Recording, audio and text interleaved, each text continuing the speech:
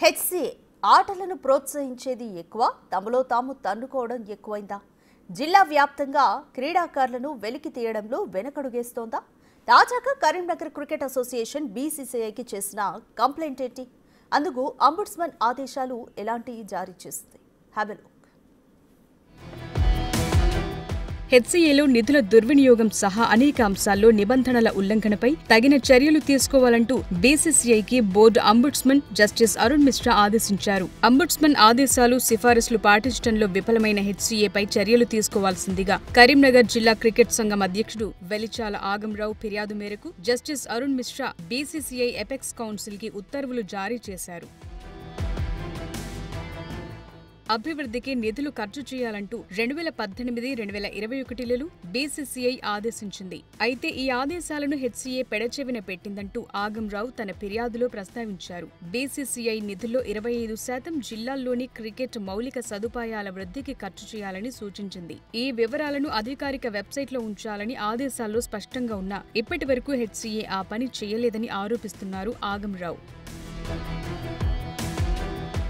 హెచ్సిఏలో తెలంగాణ జిల్లాలకు ప్రాతినిధ్యం వహిస్తోంది కేవలం 9 మంది మాత్రమే. అలా కాకుండా రాష్ట్రంలోని 31 జిల్లాల నుంచి కనీసం ఒక సభ్యున్ని ఓటింగ్ సభ్యుడిగా చేర్చాలని బీసీసీఐ గతంలో హెచ్సిఏకు ఆదేశించింది. 6 నెలలలోపు ఇతర జిల్లాల్లోని క్రికెట్ అభివృద్ధికి సంబంధించి చర్యల నివేదికను సిద్ధం చేయాలని కూడా ఆదేశించింది. కానీ అలాంటివేవీ అమలైనట్టే లేదని తన ఫిర్యాదులో పేర్కొన్నారు ఆగంరావు.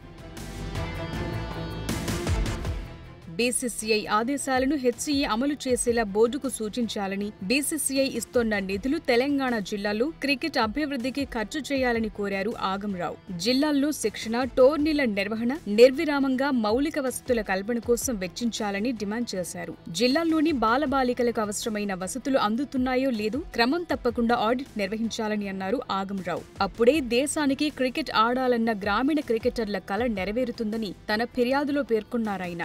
జరగట్లేదు హెచ్సిఏలో. క్రికెట్ అనేది మర్చిపోయి మిగిలిన అన్నీ చేస్తున్నాం. క్రికెట్ మీరు ఒక్కొక్క పిల్లవాడు హైదరాబాద్ క్రికెట్ అసోసియేషన్లో 100 నుంచి 125 మ్యాచ్లు ఆడగలిగేటట్టు ఉంటేనే మీ సెలక్షన్ కూడా క్లీన్గా ఉంటుంది, ట్రాన్స్పరెంట్ ఉంటుంది. మీరు 3 మ్యాచ్లు ఆడిచ్చి 4 మ్యాచ్లు ఆడిచ్చి మమా అనిపించి మీరు సెలక్షన్ చేస్తే సెలక్షన్లో కూడా కంట్రవర్సీ ఉందని అంటారు. మీరు 100 మ్యాచ్లు ఆడియండి ఒక్కొక్క పిల్లవాడిని.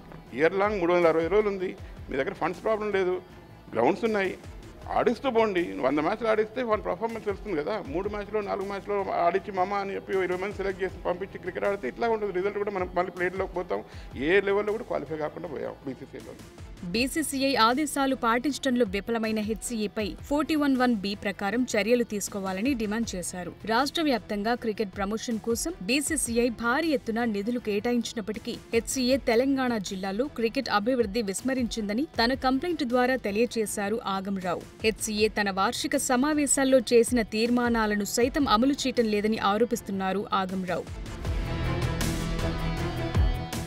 ఇలా హెచ్సిఏపై అనేక ఆరోపణలు చేస్తూ కరీంనగర్ జిల్లా క్రికెట్ అసోసియేషన్ ప్రెసిడెంట్ ఆగంరావు బీసీసీఐకి ఫిర్యాదు చేశారు. దీనిపై విచారణ నిర్వహించిన అంబుడ్స్మన్ హెచ్సిఏపై తగిన చర్యలు తీసుకోవాలని బీసీసీఐ ఎపెక్స్ కౌన్సిల్ ని ఆదేశించారు. మరి అంబుడ్స్మన్ సూచనల మేరకు బీసీసీఐ ఎలాంటి చర్యలు తీసుకుంటుందో తేలాల్సి ఉంది.